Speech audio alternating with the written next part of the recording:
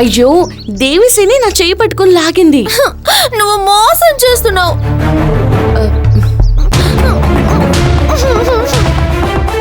నేను ఒప్పుకోను. నువ్వు కావాలని తప్పుకున్నావు. ఇక నీతో నేను మాట్లాడను. మాయా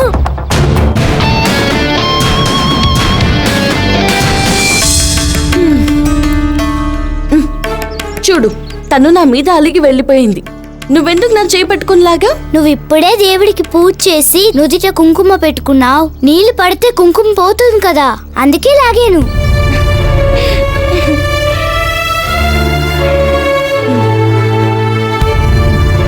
నేను నీకంతగా ఏం చేశాను? నీకు నా మీద ఎందుకింత ప్రేమ? అదా, నువ్వంటే నాకు చాలా ఇష్టం. నా బంగారం. రా, నీకు తినడానికి ఏదైనా పెడతాను. రా.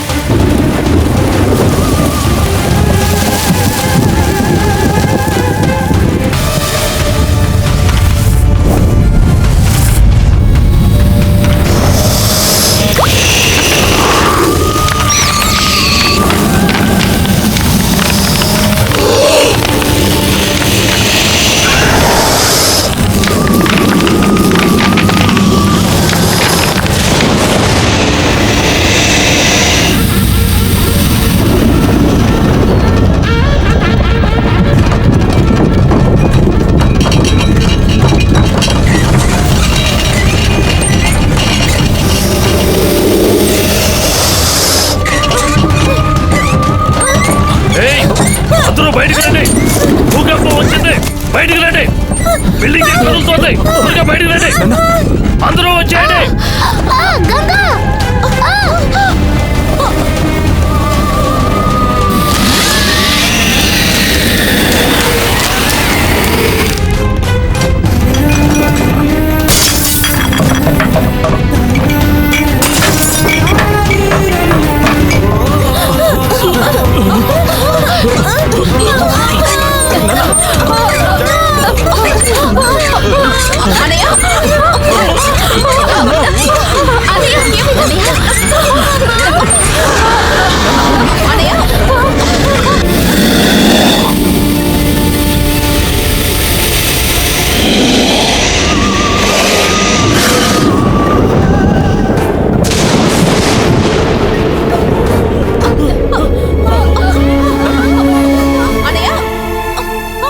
ఇక్కడ ఏం జరుగుతుందో తెలియడం లేదే.